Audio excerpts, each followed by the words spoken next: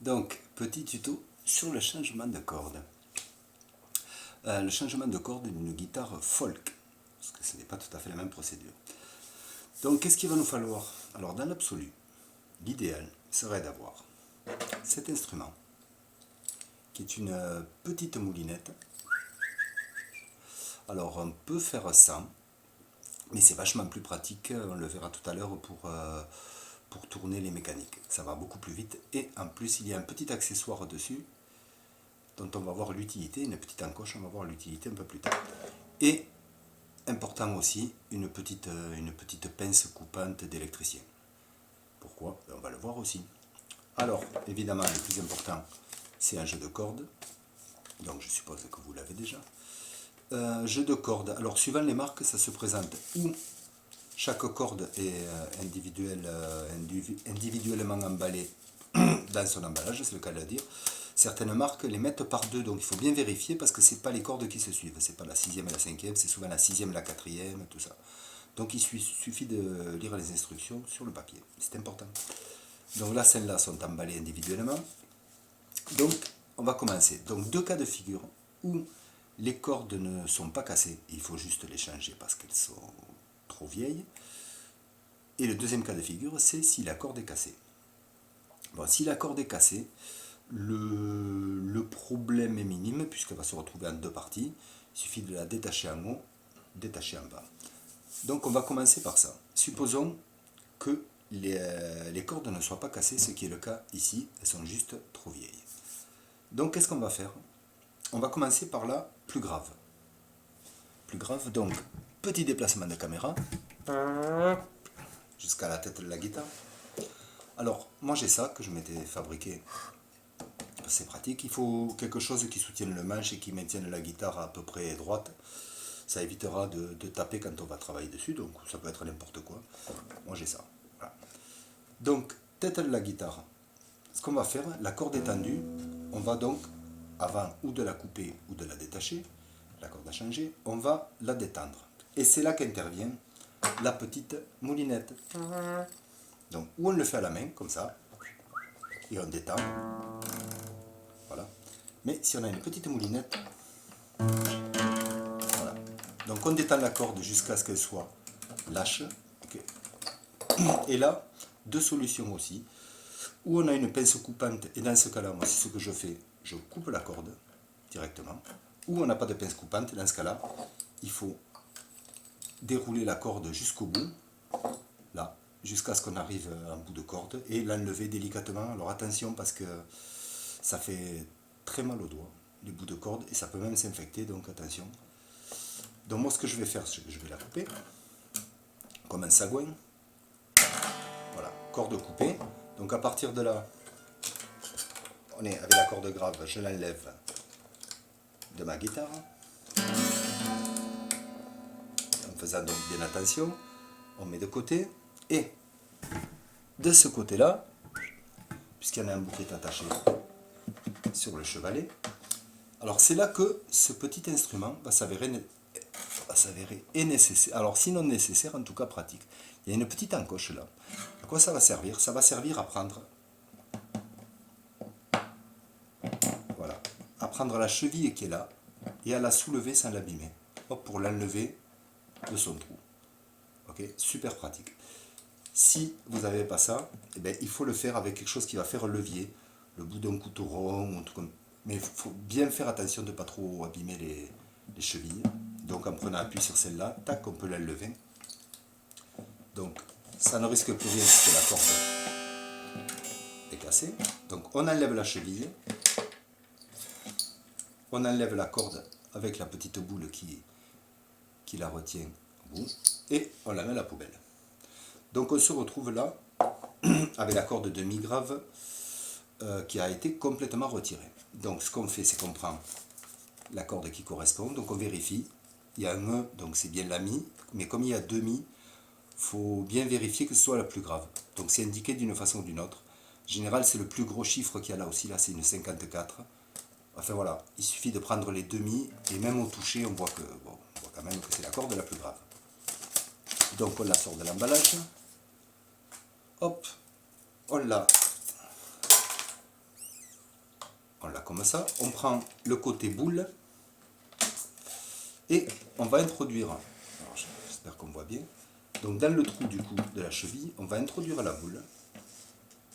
C'est pas la peine de trop la descendre. On introduit la boule. On place la cheville qui a une rainure au milieu comme ça. On place la cheville avec la rainure côté corde comme ça. Et on tire un peu sur la corde pour qu'elle se cale au fond de la cheville. Et on appuie, alors fort, on appuie correctement sur la cheville jusqu'à ce qu'elle soit bien enfoncée. On tire un peu sur la corde pour vérifier que la corde est bien calée. Et on est bon de ce côté-là. Donc, de là, on repart en haut. Qu'est-ce qu'on va faire en haut? Donc, il n'y a pas de nœud, comme je l'ai entendu. On ne fait pas de nœud en haut. Ce qu'on va faire, c'est qu'on va tourner la cheville. Alors là, on voit peut-être pas bien. Et on va l'orienter. Bon, il y a forcément un trou au milieu de la cheville qui la traverse de part en part. Et un des trous, on va l'orienter perpendiculairement à la corde. C'est-à-dire le trou vers là-bas. Donc il va y en avoir un là-bas et forcément l'autre côté là. Perpendiculairement. De là, on prend le bout de sa corde et on le fait rentrer à l'intérieur, c'est-à-dire on ne le fait pas rentrer à l'extérieur, autrement la corde sera mise à l'envers, c'est-à-dire qu'on le fait rentrer du trou, on passe la corde par le trou intérieur, hop, on tire, et là, alors après c'est une question d'habitude, il n'y a pas de règle, mais pour la corde grave, c'est pas la peine de faire trop de tours. Donc ce qu'on va faire, alors je vais essayer de vous montrer à peu près ce que ça donne. On s'arrête, il faut que, allez, ce soit à peut-être 10 cm, en plein milieu là, à 10 cm maximum, c'est pas la peine de faire plus, comme ça. De là, une fois qu'on est comme ça, au bout là, enfin, c'est ce que je fais moi en tout cas, on va casser la corde, on va faire un angle, on va marquer l'angle à l'endroit, voilà, on va marquer l'angle à l'endroit où la corde finit commence à rentrer dans la cheville, dans la mécanique, pardon. Et à partir de là, on peut, j'ai un peu de mal là, je commence à ramer, et à partir de là, on peut commencer à tourner la mécanique. Donc, si on n'a pas ceci, on va le faire à la main. Donc à la main, on commence à tourner, et on garde un doigt, là ou là, mais on garde un doigt de manière à guider la corde, et on tourne, voilà, la corde là, oh, je me rapproche un peu, la corde va monter un peu, donc ne pas hésiter à bien la guider, quitte à mettre le doigt, je fais n'importe quoi, quitte à mettre le doigt sur la rainure là, et on tourne, on la guide, on fait passer le morceau, celui-là qui sert à rien, on le fait passer sans arrêt au-dessus, et on tourne. Et au fur et à mesure qu'on tourne, on fait attention, là on appuie avec le doigt, on fait attention que au fur et à mesure, ça s'enroule au-dessous de chaque tour. Donc là ça a fait un tour, il faut que le prochain tour soit en dessous. Donc on appuie avec le doigt, et on tourne et on tourne. Là la corde ne bougera plus, même si on n'a pas fait de nœud. On tourne, on fait passer donc en dessous. Là, ça commence à être tendu, donc on le met dans la rainure, on met sa corde, quand elle commence à être tendue, dans la rainure qui correspond. On continue de tourner jusqu'à ce que la corde soit à peu près tendue. De là, ce qu'on fait, petite astuce. Alors, quand on en est là, avant de s'accorder, ce qu'il faut savoir, c'est que les cordes qu'on vient de placer, pendant un bon moment, vont se désaccorder. Pourquoi? Parce qu'elles n'ont pas encore atteint leur tension maximum. Donc ça ne va pas arrêter de se désaccorder, en tout cas souvent le premier jour. Mais pour éviter que ce phénomène soit trop intense, ce qu'on va faire, c'est qu'au moment où on va tendre, on va déjà nous tendre la corde. Vous allez voir comment. Tout en tendant, on prend la corde, il ne faut pas hésiter, à peu près à la 12e case, c'est-à-dire ou un peu en dessous, c'est-à-dire à la 12e et là, en tout cas à la jointure entre le manche et le corps, et on va tirer sur la corde. Alors tirer, on peut y aller, hein. Alors évidemment, j'ai pas besoin de préciser qu'il ne faut pas tirer comme un âne, mais on peut y aller, hop, on met 3-4 coups, on tire assez fort, on tend un peu, 3-4 coups, et chaque fois on retourne un petit peu, hop, 3-4 fois, voilà. Et à partir de là, maintenant qu'on a fait ça, la corde est en place, on va déjà, alors ça on peut le faire à la fin, moi je le fais au fur et à mesure, avec ce petit instrument pour éviter de capter la radio avec ça, on va couper la corde, alors pas tout à fait au ras, on laisse un demi-centimètre, voilà, on va couper la corde qui dépasse, donc, dont on n'a plus besoin, alors ça aussi, petite astuce, enfin c'est même pas une astuce, c'est la sécurité, si le petit bout qui reste et pointe vers l'extérieur, on le rabat, pour éviter de se faire mal au doigt, donc on le rabat un peu. Je fais ça à la sagouin, mais c'est ça qui est bon. Hop, on le rabat. Et là, on peut commencer l'accordage. Alors, ça ne sera pas l'accordage définitif, puisque le temps qu'on change les autres cordes, ça va se désaccorder, mais ça permet déjà de commencer à fixer l'accordage de la corde. Donc, accordeur normal. Donc, on se fie. Alors là, par exemple, on peut se fier à celle du bas qui est censée être accordée pour avoir une idée de ce qu'est le mi. Mi. Mi. Donc là, on va jusqu'au E, jusqu'au mi. Voilà, là on y est. On redonne un petit coup. Alors je le montre là. On refait un petit coup de tirette. On vérifie.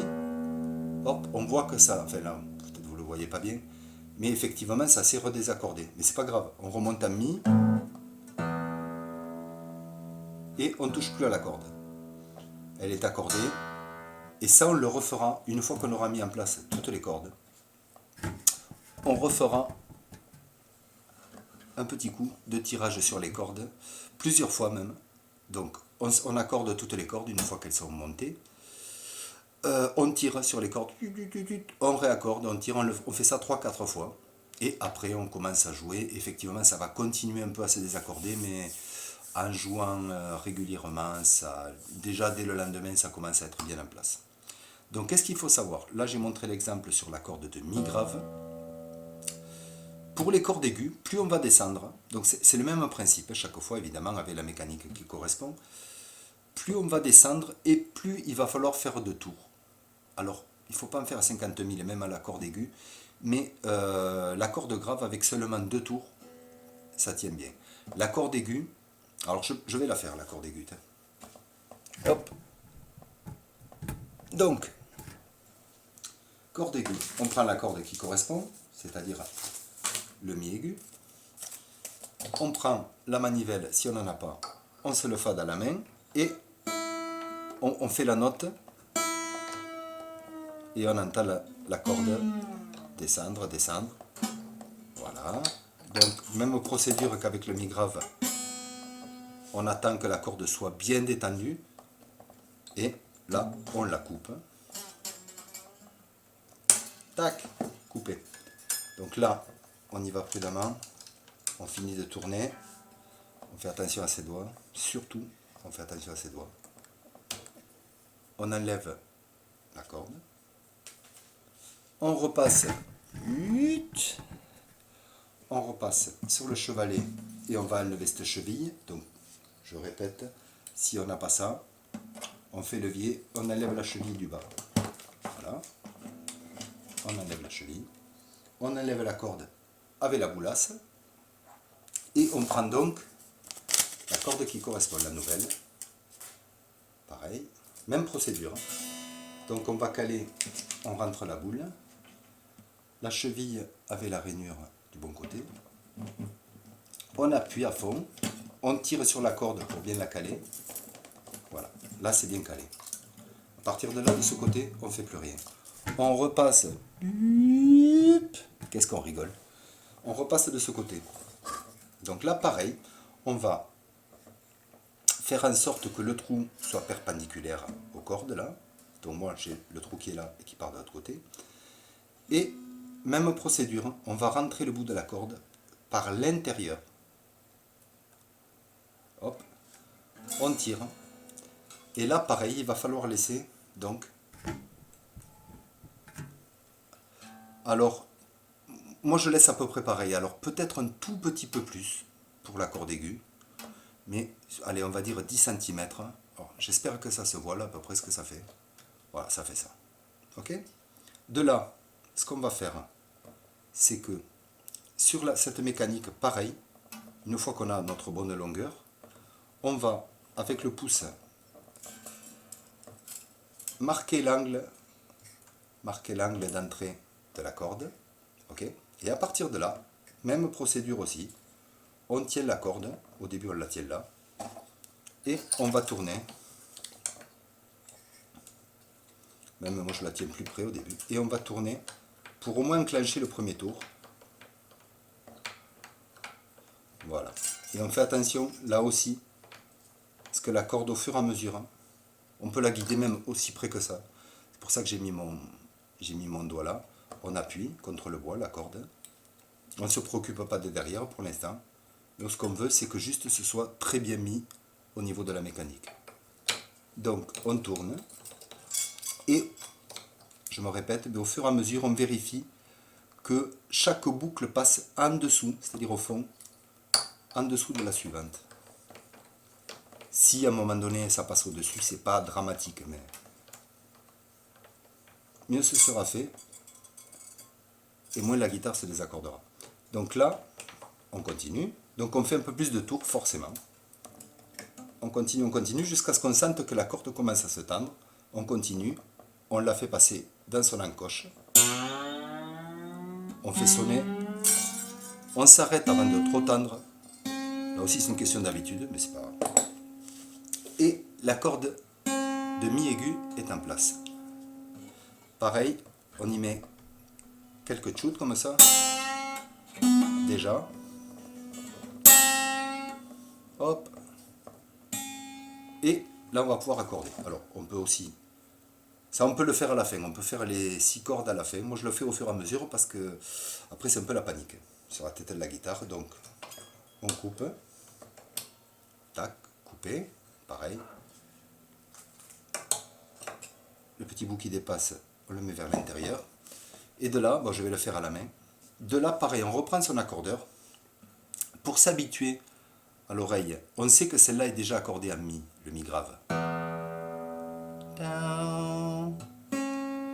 Là, on est en dessous. Alors, au début, peut-être, vous n'allez pas vous en apercevoir. Mais vous êtes en dessous. Donc, ce qu'on va faire, effectivement, l'accordeur, là, j'essaie de le tourner vers là. Bon, bref. Là, quand je joue, j'ai un C. Donc, un Do dièse. Do, Ré, Mi. Donc, il en manque. On tend. Pas trop vite. Voilà, je suis embêté. Là, on est en D, Ré, donc on n'est pas loin. Voilà, là, on est en Mi. On vérifie, c'est la même note qu'en haut. Donc ça l'est pas, c'est parce qu'on est en Mi bémol.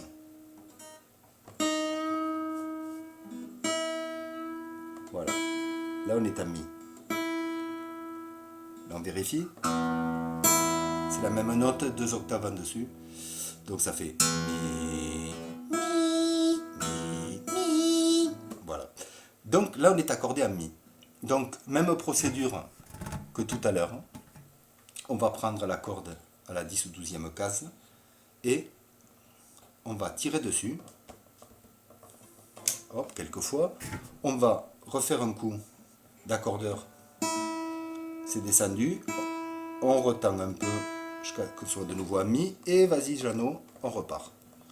Quelques coups. Hop, c'est descendu, mais un petit peu moins. Et on en remet un troisième. Voilà, là ça bouge quasiment plus. Voilà. Alors, qu'est-ce qu'il y a d'autre sur le changement de corde? Moi, je vais assez vite, encore là, j'ai pris mon temps. Je vais assez vite parce que j'ai l'habitude. Donc, au début, c'est un peu laborieux. Et puis, plus on en fait, et plus ça va vite, forcément. Donc, il y a les 6 cordes à faire comme ça. C'est les mêmes procédures.